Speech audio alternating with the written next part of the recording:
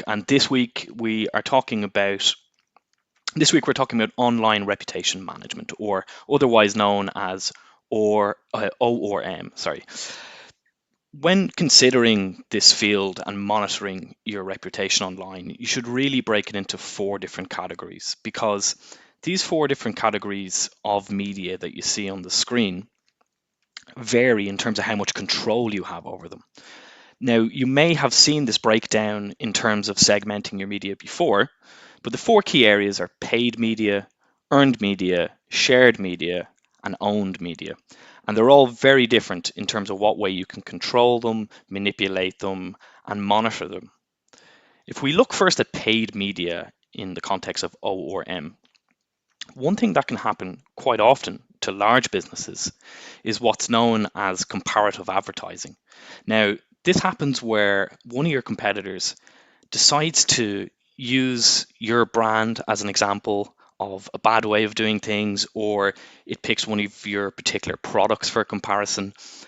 The example we have here is Wendy's in the US. And now Wendy's is a fast food outlet, for some context. And they differ from McDonald's in the sense that they pride themselves on using fresh ingredients, and they don't use frozen beef. And what they've done here in this image for this tweet is actually use an image of a Big Mac, and not a very flattering one, and they've made some reference there to the fact that McDonald's use frozen meat. In terms of your control over paid media in the context of online reputation management, you have very little control in this particular area. So this is probably the one area where you have the least control. We're going to look in a second at how you can monitor this type of activity, but really for your competitors and their paid media, all you can really do is be vigilant in terms of your reputation management. The next area to look at is earned media. So earned media is, as the name kind of suggests, it's media that you have generated as hopefully a result of good marketing, but it's media that you've generated through a third party, and perhaps unplanned, right? So, for example, external articles written about your business would be earned media. Any press coverage, traditional or digital press coverage, if you're included in any blogs or vlogs, and of course forums, feedback forums are quite key in terms of earned media.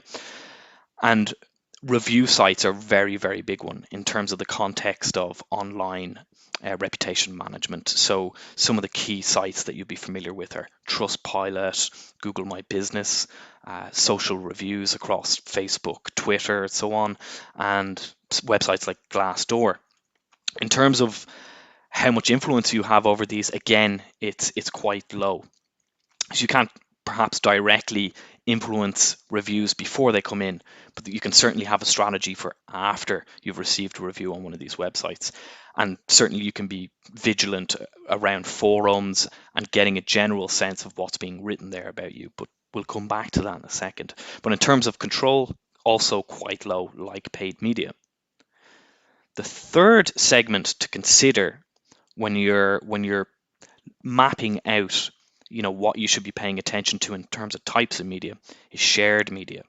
Now, shared media, it can basically be other people's channels, and that might be either companies or it might be actual consumers. But generally, shared media under this model is considered as any social media regarding your brand that's not on your own channels. Okay, so your own social media channels would come under owned media, which we're going to look at in a second. But discussion of your brand or discussion of your company or your services or your products that's happening elsewhere on social media is shared media. And you can think of shared media as discussion that's basically on shared platforms like Facebook, Twitter, Instagram, Pinterest, and so on. So a couple of key things to keep in mind when you're considering shared media and online reputation management is actually beginning a process or beginning a strategy around social listening. That's actually one of the only ways you will know that your brand is being discussed on shared media is by paying attention to hashtag mentions, or actually, as we'll look at shortly, you can look at mentions of your company name or keywords around your company and see who's talking about it and where they're talking about it. And it's quite important to think of this in two ways: social listening in terms of other brands and what they're saying about you, or have they referenced you, and also personal users' accounts. So what are people saying about you in comments? What are they saying about you on their own feed, on their own page? And there's a way to track that, but it would largely actually come in the form of comments across social media platforms. So there is also strategy that can be put in place in terms of what channels you're going to look for comments as well. The fourth area to consider with online reputation management is your own media, your owned media. Okay, now this is the one you obviously have the most influence over, and it consists of your website first and foremost, most likely. If you have a podcast, if you have an app, if you have white papers that you publish, if you host webinars, or you have any kind of streaming or any kind of content you're putting out there, such as blogs and so on. Now, in terms of owned media, apart from the fact it's the one you can control the most, it's probably the one that you should pay the most attention to, okay? Because this is the type of media that's going to surface when people go looking for you through Google, or they go looking for you on different social media platforms. And what your or how your owned media ranks is massively plays a part in the customer's journey and experience of you when they're searching, and they're at that stage of wanting to finding out more about your business and more about your products. So the way you can influence this is by improving your SEO, and it really goes to the importance of ranking onto the first page or in the top search results. You want to have control over the most visited pages, the places where the most clicks are going to go. So you can do that, and you can control it in that way with a focus on actually having your social channels rank, and obviously your website. And then, of course, it's the same for any content such as those podcasts or white papers I referenced. There's different SEO technical aspects you can put in there to make sure your original content ranks instead of someone sharing your content, for example. But we also see on the screen, just to kind of confirm all the areas together, because they do have overlap. If you look at this graph in front of us, we see that something like owned media actually does overlap with shared media, because people are going to share your website, for example, or earned media is going to overlap with your own media, because people are going to reference your website, backlink it, share content that you publish and so on. So there is a lot of overlap, and the sweet spot there in the center is basically your online reputation, basically, because it's going to be a combination of all four of these things. So with that in mind, let's pause for a second and consider, why is reputation management important? Okay, so it has a very, very real impact on your bottom line. First of all, 81% of buyers do some kind of online research before making a purchase. And when you look at different composites of studies, well over 60% of people are searching social channels as part of that. So that's feeding back into people considering shared media, or media that's outside of your control, when they're actually considering purchasing your product or your service. So it has massive influence there. There is another factor around it, which is word of mouth. Now, we actually did a presentation on this recently, but when you consider word of mouth, it's the viral aspect of content online. And a good example that a lot of people might recall is from 2019, American Airlines. There was footage of a passenger being ejected from one of their airplanes while it was grounded. And basically, this is a video that went out that was filmed by another passenger and went viral. And it was terrible PR and terrible press for American Airlines, and something completely out of their control, an isolated incident on one of their airplanes, which is filmed, uploaded to social media, and is viral within a day. So very little control over that piece of content there. And also it's a piece of content with no context as well. So you can't even control the kind of context. Um, so it's massively important to pay attention to where your brand is being mentioned and how to get on these kind of things early. And it gives you a chance to have a voice in the conversation if you catch it early. And it gives you a chance to play into what kind of context the video has and so on. Another reason to, can really consider your reputation management is because a lot of the feedback, such as reviews that you get, they're permanent and they live online forever. So you can't delete them.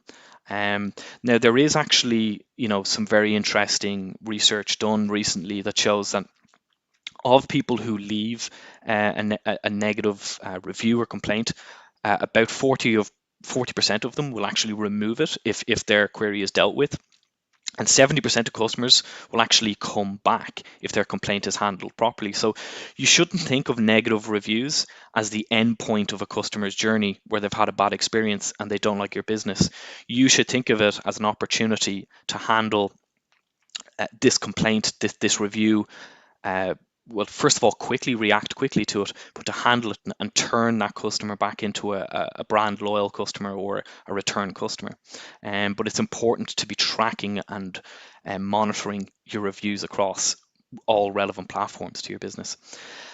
The other reason to really engage with ORM is to actually get feedback. So, one of the points of social listening, for example, as part of your ORM strategy would actually be to look at what people are saying about your business. That should actually feed into how you change your product or your service in some way. It would probably feed into even things like the copy that you use in ads or the ways you communicate or even the channels you communicate through. You might see the feedback on one particular channel is much better than another, and you might put more efforts there into channels that are lacking and so on, or where customers don't feel as engaged or don't have good things to say, basically. So that's why it's an important and how it affects your business. Going back to that first point, it influences people's purchase decision. So if you focus on a strategy that's going to improve your online reputation, you're going to see a few benefits. I mean, first and foremost, at the very top of the funnel, 5% of new business at the very top of your funnel comes from referrals, and that's literally from word of mouth. That's without a single cent spent out of your budget. That's free marketing, if you like. So massively important. And of course, we even see larger numbers in terms of percentages. If you look at the bottom of the funnel, people will go straight to purchase sometimes if they have a referral from a friend, and it's massively influential for most people. Most people essentially trust their friends more than they trust actual owned media from companies, if you like. Another reason to really focus on it is that it helps your SEO. One of the overall ranking factors or highly important contributing factors to your ranking is social media following and sentiment around that. And so you can see a lift in your SEO overall. And also, if people are sharing your content and they're leaving links to your website and so on, that's backlinking as well that feeds into your SEO. But overall, another reason is because it improves your branding. Okay, so relative to top of the funnel activity or all the way down to customer loyalty, it's going to feed into improving your branding, and it's going to feed into the customer sentiment there. Whether it be reviews or anything like that, the entire customer journey is going to be improved by it. So let's just start quickly with a few practical ways here that you can actually tune into what people are saying about you and how you can actually get a handle on online reputation for your business. One of the best places to start is to actually search yourself across all the relevant channels. Now, you will find with a lot of companies, they haven't actually taken the time to do an audit of their own company. So if you simply log into Google Incognito so that your search results are not compromised or influenced by past searches, put in a few key terms relating to your business. Obviously start with your business name, but expand it out into the into the key search terms that people would find you through Google, or that you would expect them to find you through. And don't just look at the result that matters to you, i.e. your website, or the first few kind of search results there. Also pay attention to what's on the bottom of page one, what's on page two, because these are the things that factor into people's research. And as we stated before, over 80% of people are researching actively before they commit to buying your product, or subscribing to your page and so on. So you really need to audit it in that way and find out where the weak spots are. Perhaps when you search yourself on social media, using your brand's name, you do find that your Facebook page, let's say for example, is the first thing to rank, but you may also find actually that a negative post is the second thing to rank. And maybe that's something you can address and bring into your strategy, I guess, for mapping out on what types of pages negative feedback can be found, and so on. You can also set up Google Alerts. It's quite a practical thing to do, and it's quite a simple thing to do, and it's going to give you an alert anytime anyone mentions your brand online. So it's going to automatically set up a feedback loop there, and it's going to set up a way for you to prioritize or assign someone a role of coming back and dealing with all of this. And I've also linked two key sites here in terms of searching for brand mentions. One is Social Searcher, and the link is there on the screen, and another one is Brand Mentions. And specifically, you can actually look at social mentions here, and it does a very good job of making a composite of all the places that your brand is mentioned online and all the different channels that it's mentioned on. But what you'll need to do going forward, if you're taking this seriously, is actually build into your strategy monitoring social media reviews, and actually dedicating someone within your business, even if it's a small business, to getting back to reviews, looking at key forums. And you should identify those forums within your audit. Which forums are you spoken about the most, or your competitors are spoken about, or are key forums for referrals, places where people go look for opinions. And you should also be using a review tracker, such as the one linked on the screen. And this will actually find reviews around the web and pull them together to you, for you, I should say, so that you can start to look at the overall general sentiment of your reviews. So when you're also looking at how to manage your reputation going forward, you should basically establish a strategy, and it's going to vary from business to business in terms of your resources and so on, but you should almost always have someone who is dedicated to reviews and to looking at all those mentions, because one of the things that's a priority when it comes to managing your reputation online is being first, or being very fast to dealing with negative feedback, negative press, any content that's out there that's damaging to your business. If you can catch it early, you should include yourself in the conversation, and you should actually have a crisis management strategy in place. Again, that will differ business to business. If you're a large organization with a lot of resources and you can put out content straight away that helps clarify a situation, that's all well and good, but generally you should have a step-by-step in plan in place, basically, to what happens when negative content is out there about your business. I mean, do you look to ban it? Do you look to engage with it? Do you look to open up a conversation? Do you look to share it? You should also encourage positive reviews. Now, there's a number of ways of doing this.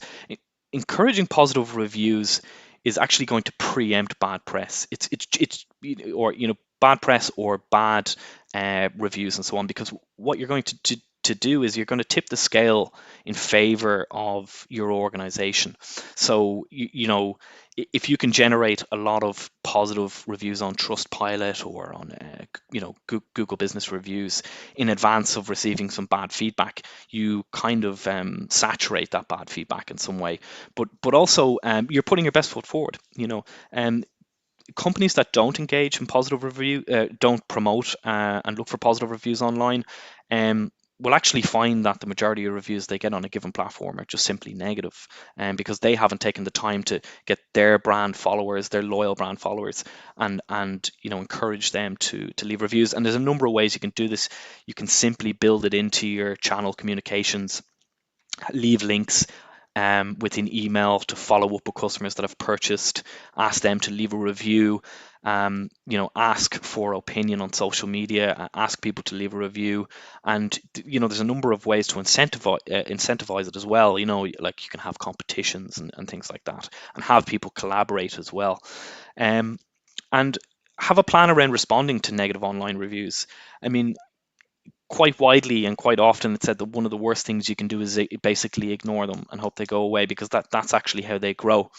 So you have to have a strategy and a tone of voice planned for dealing with these type of reviews, and that has to relate back to your brand personality, or the type of business that you are in some way. And you should really look to stay with a particular tone and stay consistent, so you don't waver in the face of kind of negative feedback. One tool that we have on the DMI membership platform actually is an online reputation toolkit for people to look at themselves. So not to audit for your business, but rather in a personal sense, how to check your own reputation. So there's really two sides to this. There's having a strategy and everything for your business, but the other side is that actually everyone has an individual online reputation. And when you're going for an interview, or if you're a sole trader, or you're a key person within your business, personally what's said about you online or what's available about you online can actually be quite harmful. So it's something that you should be looking at. But we have an ORM toolkit there, and one of the things that's going to help you do is essentially fix your online reputation. Pulling a few key points out of it. You should start the same way as a business. If you're worried about what might be out there, you should basically start with an audit as well. And that will start with searching your own name, but searching your own name and your company's name, or searching your own name and previous roles that you had, or if you're a business owner, obviously you kind of want to look around anything to do with your business, your own personal name. But you want to kind of do an extensive Google search, really, and you want to do the same across social platforms. One of the key things you should also do is you should be turning all your personal social media accounts to private, so they can't be viewed. It's at a point now for most people, say people of my own age, where we've had social media accounts for 15 years, let's say. So that's a lot of content to try and manage and sit down and weed out everything that you wouldn't like about yourself online. So actually it's quite simple just to set it to private, and kind of prevent people from kind of trawling through historically what you've had on your Facebook page, for example. You should also look and seek out LinkedIn recommendations from the past. This is similar to a business generating positive reviews for itself. You should actually generate positive reviews for yourself on LinkedIn. You should reach out and actually ask people to be leaving you feedback. It's what a potential employer or potential client might be drawn to first, instead of having to seek out and eventually find something that's potentially negative. Put the kind of good recommendations first and foremost, as you would if you were running a business. So you should literally reach out to people, and you should actually ask them and encourage them to leave you positive feedback. And another key thing to do, and it's increasingly becoming something that people will look to do if they're going into an interview and so on, is to actually just create your own channels. You create the search results, build your own blog, build your own website, and rank for a personal search of yourself. And people will now build a simple website and put their CV on there, for example. But just much in the same case as a business, you're controlling what people are seeing when they're searching. So it's a great idea, and it's actually increasingly simple to do as well. If you're looking for further reading on reputation management, we actually have some very good articles on the DMI membership platform. Now, that link there, www.digitalmarketinginstitute.com/students, will bring you to an option to have a free trial if you're not already a member. But if you are a member, you'll be able to find our podcast about how to survive a social media crisis. We have an ebook there, the DMI Guide to Social Media Crises, and an article, a very interesting article about when a brand fails its community, and then that toolkit that I referred to there, how to manage your online reputation. That's going to give you the toolkit there to basically do a self-audit, if you like, which again is particularly useful for any of you that might be going for an interview and so on. But that concludes our discussion and our overview of ORM today. I hope you found it useful. I hope to see you all again soon in the future for our next DMI Team Talk, and take care. Best of luck. Hope to see you on the platform.